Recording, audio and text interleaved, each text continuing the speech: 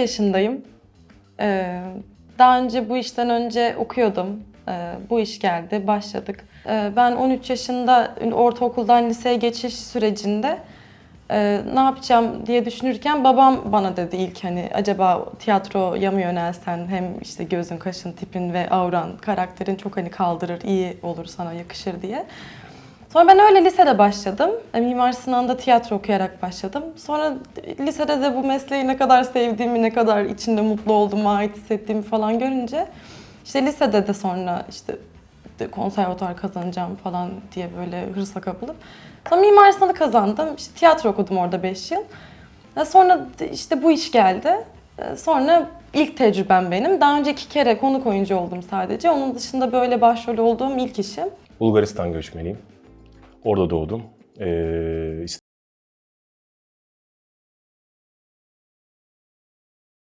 Üniversitesinden mezunum. Ama şöyle bir durum vardı.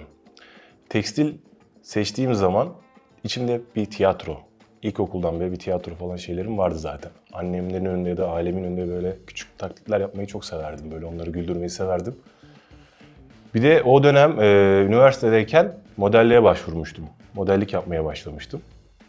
Ondan sonra zamanla kameranın önünde durmak, modellikte çıktığınız zaman böyle 10 dakika yürüyorsunuz ve bitiyor. Sonra kameranın önünde devamlı durmak istedim. Az geliyor dedim yani bu işi sevdim ben dedim. Etrafındaki arkadaşlarla görüştüğüm zaman da şey demişlerdi. Sen de modelliği yaptın, bir basamak olarak kullan ve oyunculuğuna devam et. Ondan sonra eğitimler aldım, workshoplara gittim, alaylı da eğitim aldım. Arkasından beni bırakma, sevdim seni bir kere. Börü 2039 Netflix'te şu an var. Sonra burası. O şekilde devam ettim.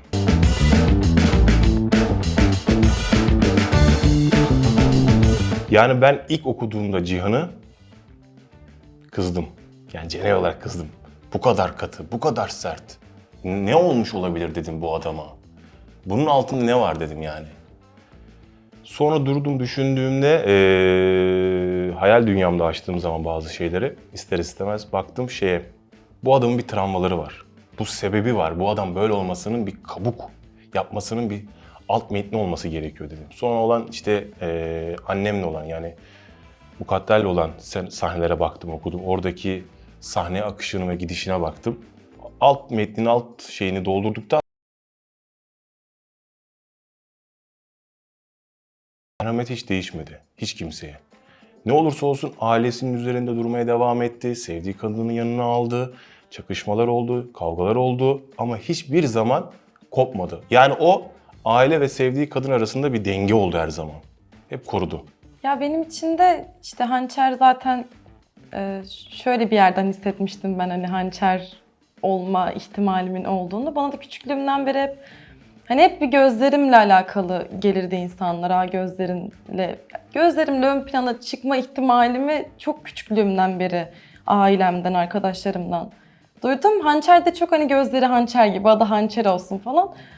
Ya tabii bu bir karakter sebebi değil ama hani bu da beni hançere yakınlaştıran bir şeydi. Kaderimde olduğunu anladığım bir detaydı yani, ama onun dışında karakter olarak ya çok güçlü bir kız ve güçlü olması için hiçbir sebep yok. Ne arkasında duran bir ailesi var böyle, hem ne maddi ne manevi.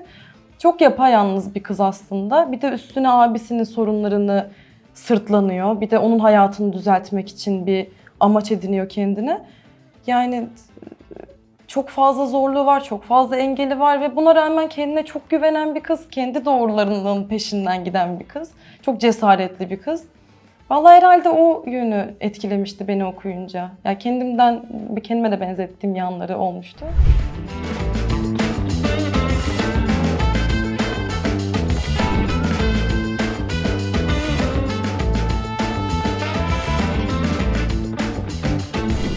Böyle doğaçlama yaptığımız bir tane sahne yok. O yüzden benim aklıma öyle belirli bir sahne gelmedi ama ya bazı sahneler doğaçlama tarafında çok geniş ve yapılabilecek sahneler oluyor.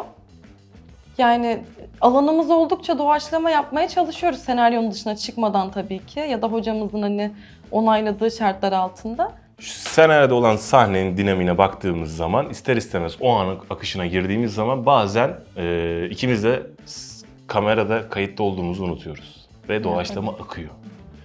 Yani herkes şey oluyor. Aa burada bu yazmıyor ama niye böyle oldu falan. Akışında öyle gelişiyordu zaten. O akışında gittin. Aa kullanabiliriz dediğinde tamam devam edin modunda oluyor. Yani akışta oluyor demek istedim ben de aynı şekilde biraz hani öyle. Komik olanlar da var tabii ki. Yanlışlıkla bacağım takılıp düştüklerimde bir sürü çok var yani. Var onlar dolu.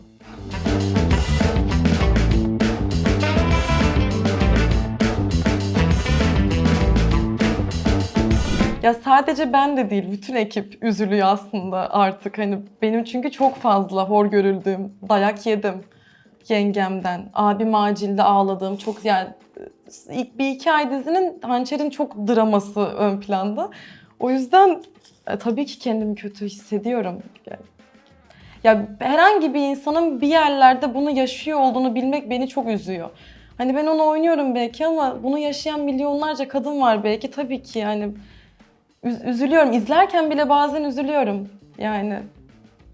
Yani ben Cihan'ı oynarken o an anın içinde olduğum için fark etmiyorum. Ama sonra bölümü izlediğim zaman, genel olarak baktığım zaman Hançer'e böyle davrandığında gerçekten diyorum ki ya dedim nasıl oldu bu ya, niye böyle yaptın ya falan. Şaşırıyorum bazen de kendimi ben de.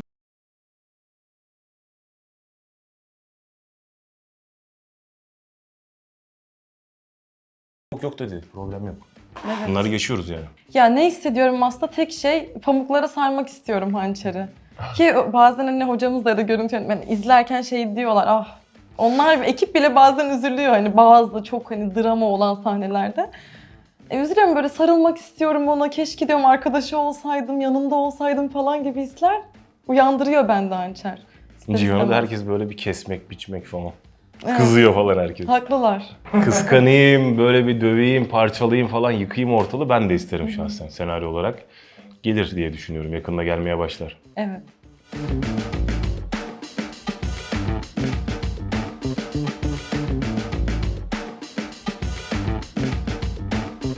Hançer ve Cihan'ı bir odaya kilitleseler, hayattan ilgili bir köşeye bıraksalar, birbirini dinleyip konuşabilseler belki her şey çok daha iyi olacak. Cihan'ın sorumluluğu var. Kendine göre, ailesine göre. Hançer'in de kendisine göre bir sorumluluğu var, abisiyle ilgili. Ama hiçbir zaman bunları dile getirmiyor ikisi de. Evet, yani aslında şey olsa, birbirlerine böyle maruz bırakılsalar ve bir sürede orada kalsalar, biraz konuşsalar zaten aslında çözülecek her şey ama o kadar çok kendi hayatlarıyla ilgili dertleri, o kadar çok engelleri, o kadar çok onlardan beklenen şey var ki birbirlerini göremiyorlar. Yani daha farklı dertleri var. İkisi de onlara odaklı, dinlemiyorlar birbirlerini. Dinleseler çözülecek. Yani bir olay yaşanmasına gerek yok aslında.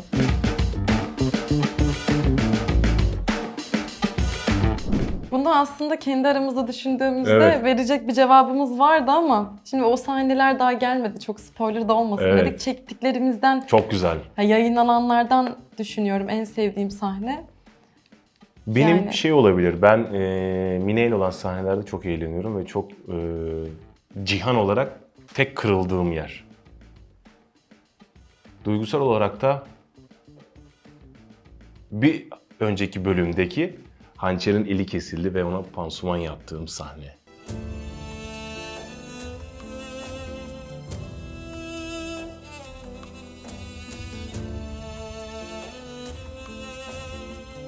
İlk defa orada böyle bir cihanlıktan çıkıp pansuman yapıp elini tutuyor, çocukluğunu anlatıyor, gözünün içine baka baka böyle tane tane. O en duygusal benim için o. Ama daha da duygusalları var tabii ki. Ama onları söyleyemem. Ya duygusal olarak sorarsanız benim herhalde abim acildeyken o kapı acilin önündeki o çaresiz o ağlayan o sahne benim için çok duygusaldı zaten.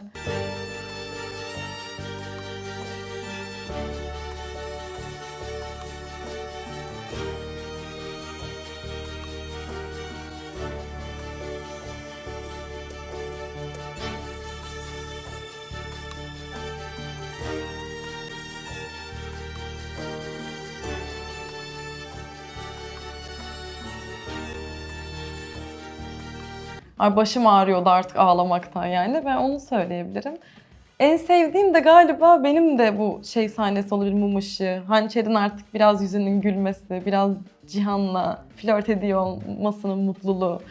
Hani en böyle bıcır bıcır olmaya başladığım ilk zamanlarda onları, o sahneleri seviyordum ben de. Evet, çekerken keyif almıştım.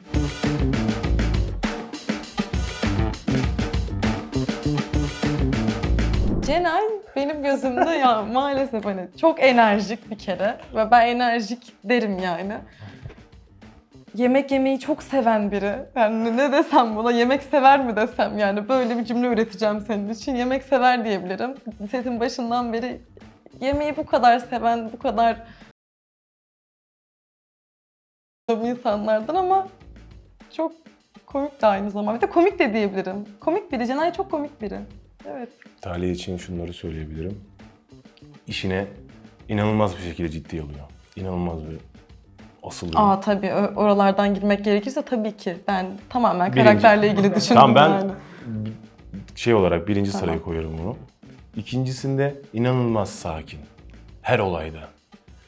Bir şey olduğu zaman durun arkadaşlar bir anlatın, dinleyelim. Sakinliği çok beni sakinleştiriyor. Benim o enerjik halimle onu gördüğümde ben sakinleşiyorum. Evet, o daha enerjik, ben daha genelde sakin bir yapıdayım. Doğru. Bazen de yemek çok az yediği için kızıyorum ben ona.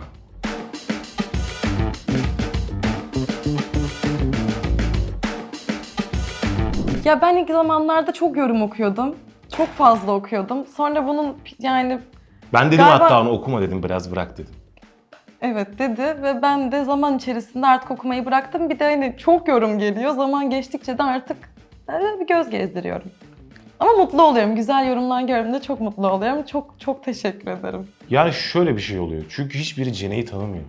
Cihan'a devamlı yönelik konuşmalar olduğu için Cene olarak baktığım zaman olaya hoşuma gider. Çünkü ne kadar doğru bir şey yaptığımı ve insanları uyuz ettiğimi ya da damarına bastığımı anlıyorum. Ki Cihan'a bu kadar yükselmişler yani. Olduğu için sonra diyorum ki Cenay evet. Doğru yoldasın.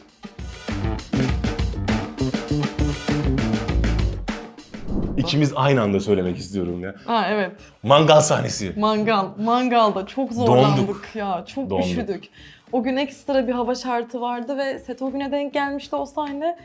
Yani sürekli sobaya kaçıp ısındığımız, çıkınca donduğumuz, yani ölüyoruz falan zannettik ya. Çok üşüdük. Kulaklarım, ellerim artık hani sahnedeyiz, böyleyiz, yan yanayız. Bakmamız gerekiyor. Bak yani Vücudumuz- içim titriyor yani çünkü boğazdan geliyor o rüzgar. Bir de böyle arkadan. Çok inanır mısın bir yemek arasında oluyor bizim aralarımız. Yani. Belki 5 dakika, yarım saat böyle çok az oluyor bizim aralarımız yani. Ama olduğu zaman da genelde şöyle bir şey oluyor. Ya sahneleri konuşuruz, tartışırız. Şurada şunu mu yapalım ya da şunu yapmayalım gibisinden. Ya da deniz kenarına kaçarım ben. Normal hayatımda da setimin olmadığı zamanda da sahil kenarında koşarım. Yemek yaparım. Kara kalem, not alırım. Ben de genelde böyle spor yapmayı severim. Spor aktif yapmaya çalışırım. Onun dışında böyle kitap okumayı severim, film izlemeyi severim. Yani kalan ufacık vaktimde o an canım ne istiyorsa, böyle neye ihtiyacım varsa direkt onu yapıyorum hiçbir şey düşünmeden. Ama bu gibi şeyler benim de yani. Yani her an değişebiliyor. O an içinde her şey değişebiliyor. Bazen mesela eve gideyim şunu yapacağım diyorsun. Eve gittin mi? Hayır, bambaşka bir şey yapıyorsun. Ya ben mesela setten çıkıp sette o kaosu hissettikten sonra gecenin birinde kendimi bebeğe koşuya attığımı biliyorum bazen.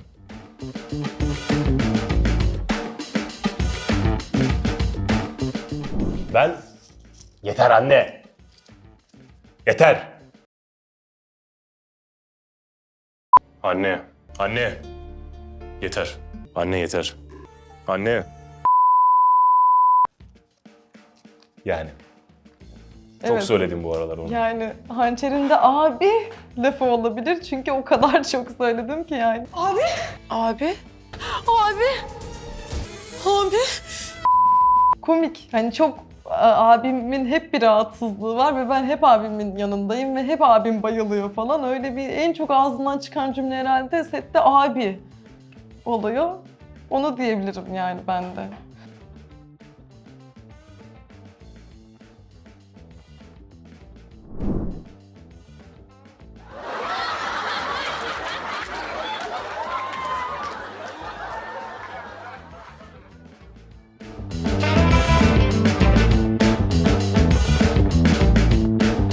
sadece şunu söyleyeyim. İzlemeye devam etsinler. Cihan gerçekten bambaşka bir adam olacak. Onun sözünü ben de veriyorum. Bambaşka.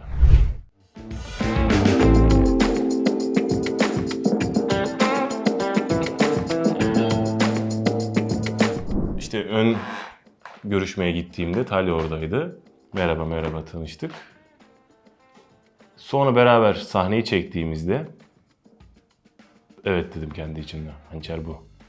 Tipolojisi, sessizliği, işte gözlerini kaçırması, bakışı falan. Hançer bu. Sonra dedim ki ya dedim Cihan olarak çok yükleneceğim üstüne dedim. Psikolojik olarak dedim hazır mı? Kendi şey olarak, Talya olarak hazır mı? Çünkü çektiğimiz sahneler gerçekten çok zor onun açısından.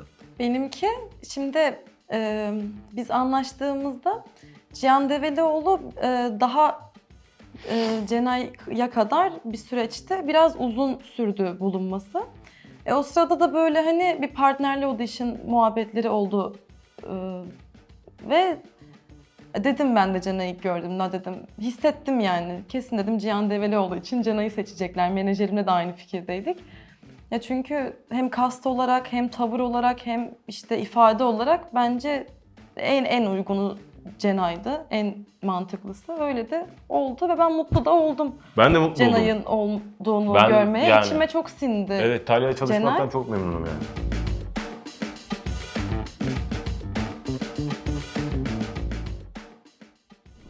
Şimdi çok uzun sürdüğü için set süresi arkadaşımla ben geçen şeyin şakasını yaptım hatta. Hani daha çok hançercim ben artık. Talya'nın nasıl biri olduğunu unuttum gibi. Tabii ilk zamanlarda dediğim gibi hançerin uzun bir süre draması ön planda olduğu için benim tarafımda. Tabii ben eve her gittiğimde daha bir çökük, daha bir modum düşük, daha bir hayata böyle of diyordum ya falan. Modumu daha çok düşürüyordu. Enerjim daha düşüktü. Çünkü her gün ağlıyorum. Evet. Her gün ya dayak yiyorum, ya hakaret işitiyorum, ya gecekonudayım, ya abim bayılıyor falan. Beni etkiliyordu. Evet. Şu an mesela pek öyle değil.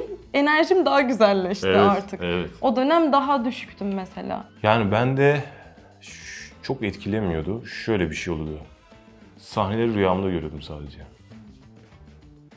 Çektiğim sahneleri bir daha uykumda bir daha çekiyordum ya da geceden senaryo okuyup yattığımda sahneyi kafamda bir daha çekmiş olarak görüyordum. Bu kadar bir şey oldu. Ama bazen şöyle bir şey oluyor. Cihan'ın o güçlülüğü, genel olarak kendim de güçlüyüm ama Cihan'ın bazen şey oluyor böyle. Hey! Bir küçük oluyordu bazı yerlerde. Ama o çok azdı. Çünkü ben kayıt dediklerinde Cihan kayıt bitti mi Cenay olmayı hemen kendi set zamanımda da mesela şey yapmazdım. Sette de çok Cihan diye böyle kendimi gezdirmem. Ruhumda da içimde de. Cenay olarak gezdiririm ki arada bir gelgitleri yaşatayım kendi ruhumda, psikolojime, beynime de ister istemez.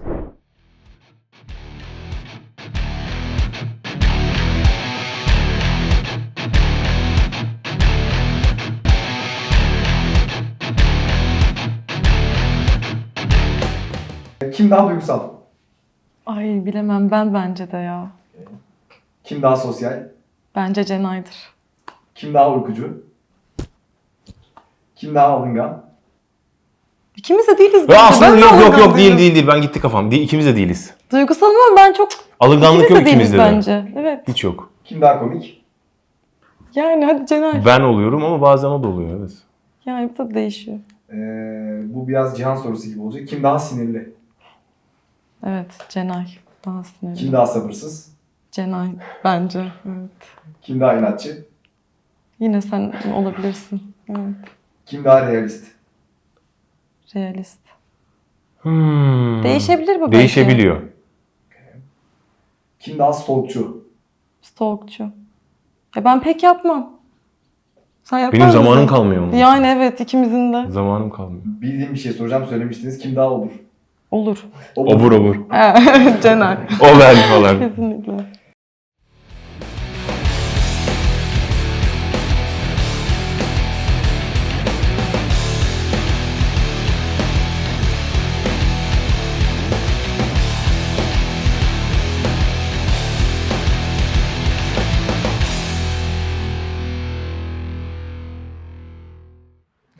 Gelinliğin yeni bölümlerini ve unutulmaz anlarını kaçırmamak için Kanalımıza abone olmayı ve bildirimleri açmayı unutmayın.